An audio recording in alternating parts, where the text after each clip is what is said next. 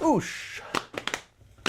We're back in the garage, and today we are going to be talking about motovlog setups for, well, my kit anyway, that I'm going to be rocking throughout 2025, or what's left of it, and probably into 2026. The kit I'm going to be talking about is what I actually use every single time I want to go out and get content like this.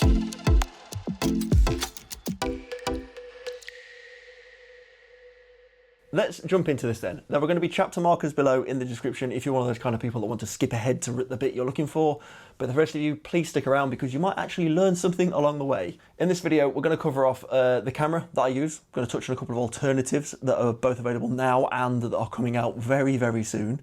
I'll explain to you why I picked this particular camera and some of its features and benefits. Following that, I'll cover off the various mounting options that you have available for this particular camera and why I use the one that I've chosen to use. We'll cover off audio because, well, audio is just as important as video. People will watch a bad video with good audio, but they will switch off a video that has terrible sound. And then I'm going to talk about the all-important price of this very setup that I use. And whilst we're at it, I'll show you a couple of little tips that could save you a few quid when buying. And finally, I'll cover off some of the accessories that you're going to maybe want, but they aren't 100% essential. So first of all, let me introduce you to the camera I use for all of my vlogging, kind of motovlog content. I still personally use the Osmo Action 4 because when it came out, this thing was an absolute monster, and it still is by today's standards. It blew the competition out the water, in my opinion. It outperformed the likes of Insta360's Ace Pro 1, I think it was at the time, and all of GoPro's various alternatives. It came with class-leading image stabilization. Low light capabilities were way better than any of the old GoPros that I tried, and the battery life was class-leading. Let's just say that I could now comfortably shoot all day with the Osmo Action 4 without worry that the battery had died and I'd missed that shot. Now in 2025, we've obviously got various other competition out there now. GoPro are now on their Hero 13, which has got like a wide selection of interchangeable modular lenses, and I think the headline figure of 5.3K resolution. Insta360 have got their Ace Pro 2, that shoots 8K with that flippy out screen at the back of it. And even DJI have come out with the Action 5 Pro, and on the horizon we've got the Action 6 Pro, which is coming out next week, I think. So it's safe to say that the Action 4 is a little bit on the old side. But I'm a full-time video producer, and I make films and videos for a living for various different clients. And let me tell you now that the Action 4 with its 4K image and low light capabilities is still, to this day, an absolute banger of an action camera that punches well above its price tag. If you're filming things for like Instagram and TikTok, no matter what resolution you're uploading, it's going to get compressed down to 1080p anyway. And the same for YouTube. Like if you're filming videos in 6K, it can be a little bit excessive. It's lovely to have the option. I'm shooting this video right now in 6K, but I'll be exporting and uploading this video at the end of it all in 4K.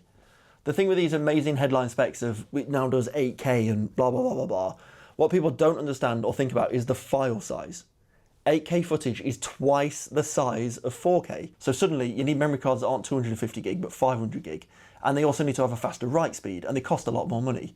Then your computer needs to be able to process and decode 8K files, and you need hard drive storage for days because the amount of files you're filming, they're just going to take up all of that data storage, or just to ultimately export in 4K anyway. Obviously, there are pros to shooting in higher file sizes like 5.3, 6 and 8K, but the main one being that you can punch right into a shot without losing quality. But if you're just starting out in the world of motovlogging and you want a camera for your bike helmet, or something that's like a dash cam for your bike, then 4K is going to be more than enough. So with all that said and done, will I be buying another Action 4 camera then? Well, I'll try and answer that a little bit later on in the video when we come to the pricing section, and you can make your own judgments on what I would personally be buying based on current prices. Before we get to pricing, let's talk about mounting options. So where is the best place to mount this camera? For me personally, I absolutely love the chin mount position. It offers the most immersive point of view, where you're putting the viewer right in the middle of the action. It's the most natural field of view for your helmet, and doesn't feel like you've stuck a brick to the side or top of your helmet when riding along, and the wind catching it and trying to pull your head back the whole time. When it comes to chin mount options, there are a couple of companies out there that specialise in this area. The first is creatively named Chin Mount. They produce like a bunch of 3D printed plastic mounts that you'd literally stick to your helmet with some extremely strong sticky back tape. Then there's Motorads. They've got this like flexi strip. It's more universal, not catered for every single individual helmet. But again, it requires you to stick something solid to your helmet on a permanent basis. I didn't pick either of these. The reason being is that I've got two helmets, so I want to make sure that I can move the mount between both helmets. And second of all, my helmets weren't exactly cheap, and I don't want to be sticking something to them that could potentially cause damage when it comes time to remove them in the future. So then, what did I pick? Well, I went for this. It is the Osmo chin strap mount, direct from DJI. It uses two Velcro straps that loop around the chin of the helmet, the chin bar, and secure it nicely to the helmet. It's a really simple, dead easy thing to put on and off, and it means I can swap it between helmet to helmet. Now there are some drawbacks to this mount. It can be a bit fiddly to get level and centered on the helmet, and can sometimes give you a bit of a wonky horizon line, but that's easily fixed in post-production. And also simply just checking the mount when you fitted it, making sure it's nice and straight, and as straight as you're going to be able to get it. Second of all, because of the Velcro straps, the visor might not fully close on your helmet. On my Bell Raystar Flex, the visor does close nicely with a snap, and there's absolutely no issues with air leaks or wind noise, so it snaps shut, nice and solid. But when I fit it to my Bell MX-9 helmet, well, that has no proper visor fastener. There's no way of securing that visor shut.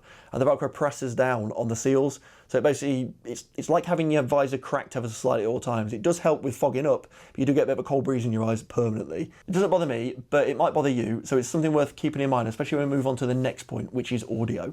So then audio, as I have previously mentioned, is absolutely vital in creating immersive content. It should be put on the same level of importance as video. Now, I have tried so many different mic solutions for this sort of setup, and all of them have been problematic and substandard. With bikes, you're always going to be battling wind noise.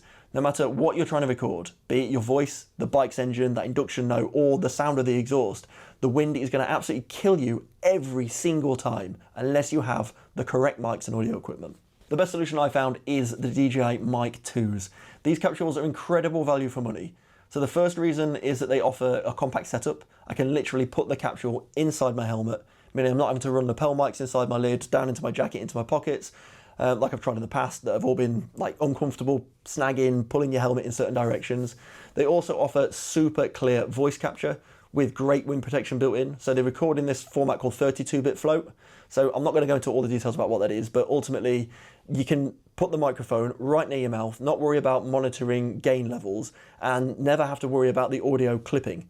So for context, if you don't know what clipping is, that's when the audio hits its maximum volume on other kind of audio recording formats and it sounds absolutely horrible. They also connect to the Osmo Action 4 via Bluetooth. So again, absolutely no cables, which is a massive benefit.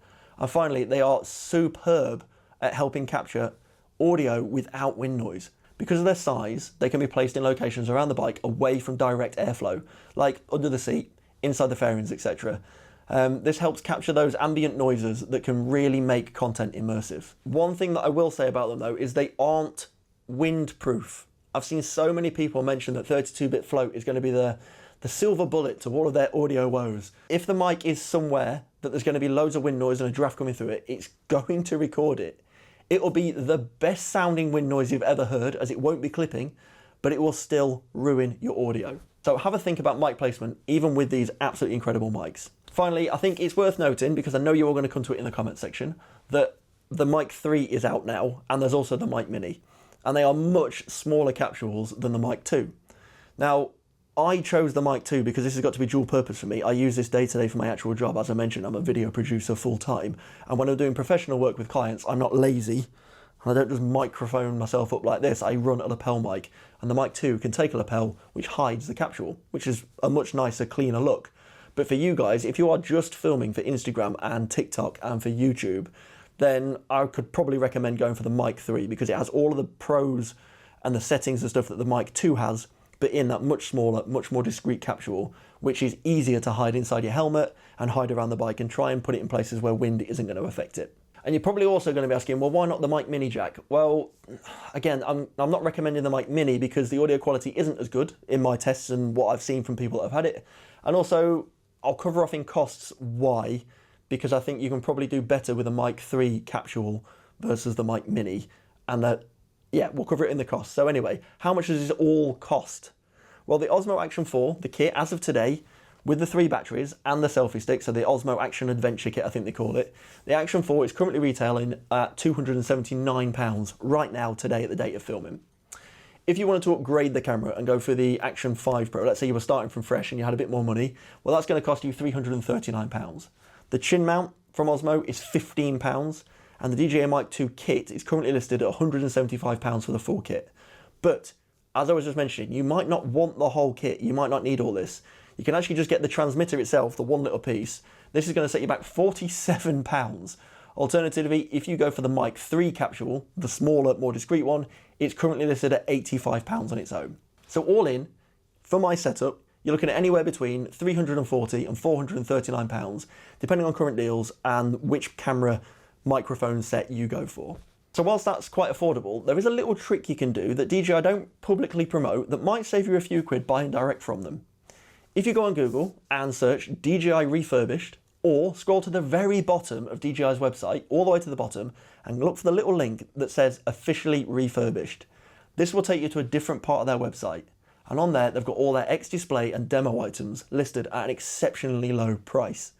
I've ordered from there in the past, and the only discernible difference I've ever got, whether it's from my drones, my batteries, the mics, anything like that, the box comes with a little red sticker stating it's refurbished. It'll come in all new packaging, all cellophane wrapped, and it still looks as brand new as any of the more expensive items. And to give you an idea of the savings you can get, currently, as of today, I've just looked, a DJI Osmo Action 5 Adventure Kit is listed at £273, including the charging case, 3 batteries, the selfie stick, and the cage. That is actually £3 less than an Osmo Action 4. So there's some bargains to be had. And I'm not even sponsored by them. But I'll tell you who I am sponsored by, and that's the team at True Tension. And I'm offering you guys 30% off all their non-sale items website-wide. Be that their cleaning products like the Monkey Juice or Gel Bike Cleaner, which I've reviewed and you can check out with the pop-up banner at the top of the screen, or their range of security items, or even maintenance tools. Check them out, grab yourself a bargain, use my code TALKS30 or for 30% off on their website. There is an affiliate link below, as I'm pointing down, there's an affiliate link below in the description. Go there, make your purchase, you can get anything you want from them. I'll make a small commission. You will ultimately not pay a penny more. Well, actually, you'll save 30% using my code. And doing this supports me and the channel and ensures that I can keep making content like this for free for you guys to enjoy. Anyway, back to the content. Let's cover off some more of the non-essential accessories that you may want to purchase. First up is going to be ND filters. Now, if you want that buttery, smooth, cinematic looking footage that people post all over Instagram, then ND filters are going to be the cheat code to unlocking that. They force the shutter speed down, so motion blur looks far more natural instead of that like crispy digital look that action cameras are renowned for. This video isn't about camera settings though, so I'm not going to go into a deep dive on that, but I will do later on down the line if you guys want that and there's demand for it. So let me know in the comments if you want me to talk through the camera settings that I use. If not, in the meantime, you can go and Google 180 degree shutter rule and get a better idea of how shutter speed really impacts the way footage looks. For me, personally, I opted for a kit from K&F Concepts. They came in a pack of 4, so I've got various different ND stops to use, so cutting out more light or less light, depending on the weather, and they cost just £37. The next one I want to talk about, the other accessory that I always regularly use and try and carry with me on the bike, is the Small Rig Magic Arm. This little bad boy, I'll put a little picture of it up on the screen. This thing clamps to various parts of the bike in different positions and allows you to get a wide range of different angles. Again, this is a really cheap accessory. It's not essential, but it's something that you might want to consider if you're getting into motovlogging, and it only costs £25 with the clamp. Now, if you want to see exactly how this setup performs and works and how it sounds out on a ride, then check out the video I'm putting at the top of the screen, another pop-up banner. This one's going to answer 10 questions that riders Google before doing their CBT. And if you're not interested in that, so you've already passed your test, I'll put another video at the end here, another one on the screen somewhere, which will take you to another moto vlog. I don't know, I'll just pick a random topic. And again, you'll get an idea of exactly what this footage looks like when you're out and what it sounds like when you're riding a bike. Let me know if you've got any questions by dropping them in the comments below as well. And if you've liked this video, hit that like button, consider subscribing, and hit that bell icon so you don't miss a single video coming in the future. And whatever you're up to today, I hope you have a great rest of the day. I'm Jack, this is Jack Talks Bikes, and I'll see you in the next one. Thank you for watching.